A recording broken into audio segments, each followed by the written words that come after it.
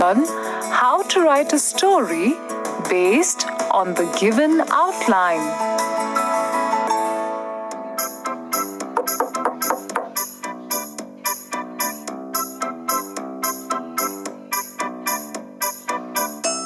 Hi, Grandma.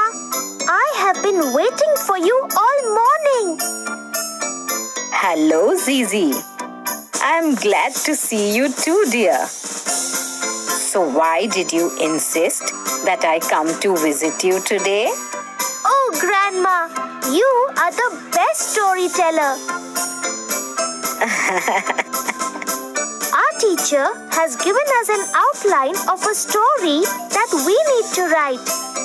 She has also announced a prize for the best written story. Grandma, I need your help in writing the story. So that is what you want, huh? Well then, what are we waiting for?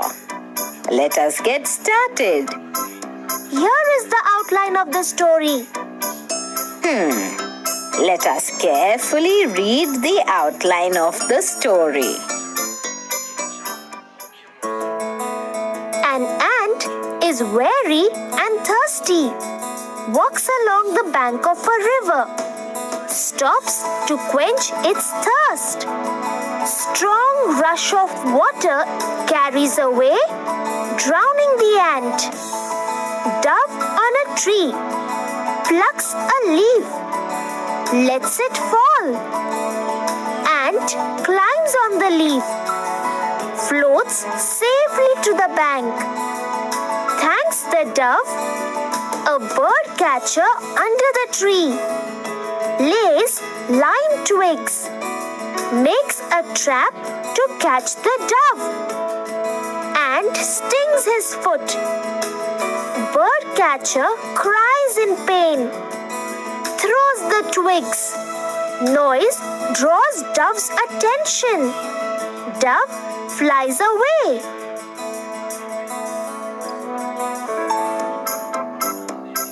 Zizi, after reading this outline, we have a fair idea what this story is about. Isn't that right? Yes, Grandma. The outline simply describes a sequence of events with characters in the form of points and short phrases. We must now breathe life into this outline and develop these points into a complete story. Do you remember when I read you bedtime stories? We came across all kinds of characters. The characters in the story may be people, animals, and sometimes even non-living things who talk and behave like human beings. If the characters are animals or non-living things, present them in your story as speaking and behaving like human beings do. This will make your story engaging and enjoyable. Let me tell you the important points you should remember while writing a story. First, always read the outline of the story carefully and understand what the story is all about. The next step is to develop the points of the outline into complete sentences. Follow the outline of the story. That means follow the sequence in which the points are given. These points form the series of events in the story. Do not omit any part of the outline. Do not include unrelated or unnecessary events that may change the story completely. Every story has a beginning, middle, and an ending. You may include details to make the story interesting and enjoyable to read. Write the story in the past tense even if the outline may be provided in the present tense. Introduce dialogue or conversation to make the story engaging. Use direct speech when introducing these conversations. For example, in direct speech, the ant looked up at the dove and said, "Thank you for saving my life. I am very grateful."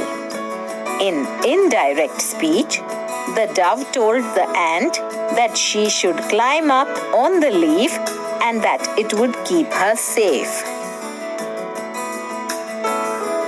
Remember to give a title to your story. Choose a title that is related to the main characters or events of the story. Write the title using title casing, in which the main words begin with capital letters. Avoid the use of quotation marks and punctuation marks in the title unless it is a sentence. Zizi, have you thought about a title for your story yet?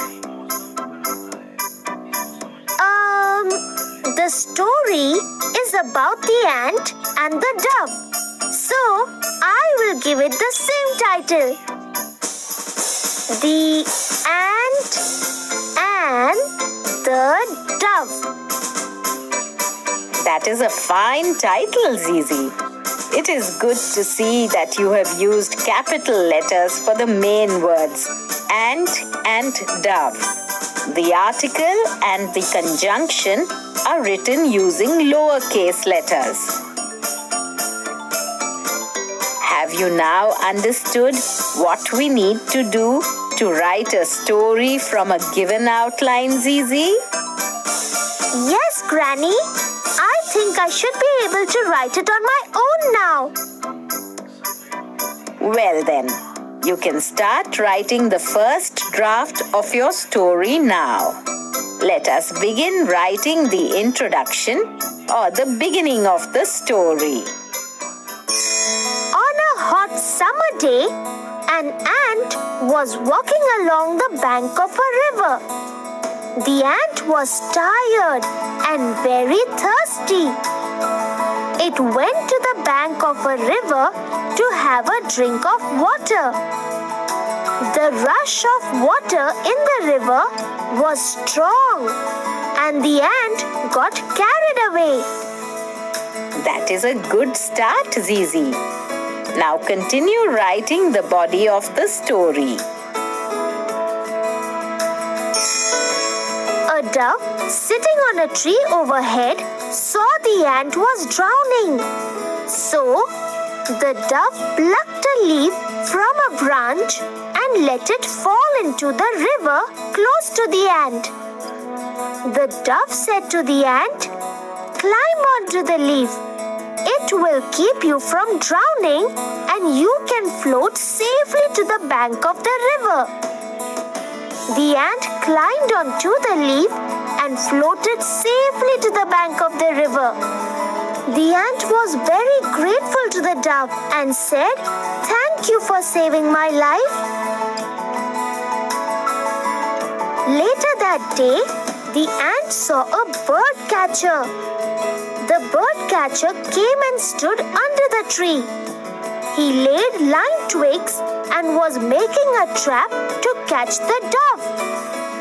The ant saw this and realized that the bird catcher was trying to lay a trap to catch its friend the dove.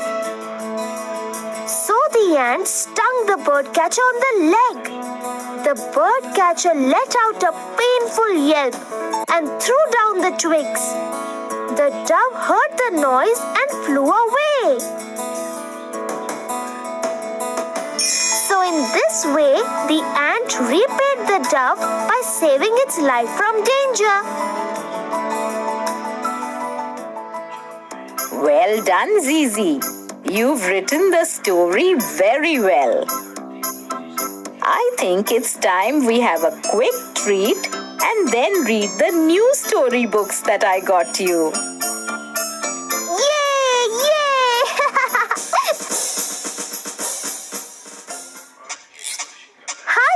friends! I had a great time learning to write a story with Grandma. Let us quickly go through the points we need to remember while writing a story using an outline. The outline describes a sequence of events with characters in the form of points and short phrases. The characters in the story may be people, animals, and sometimes even non-living things who talk and behave like human beings. To develop the story from an outline, read the outline of the story carefully and understand what the story is all about. Develop the points of the outline into complete sentences. Follow the sequence in which the points are given. Do not omit any part of the outline. Do not include unrelated or unnecessary events that may change the story completely. Every story has 3 sections: beginning, body or middle, and ending. Introduce dialogue or conversation to make the story engaging. Use direct speech when introducing these conversations.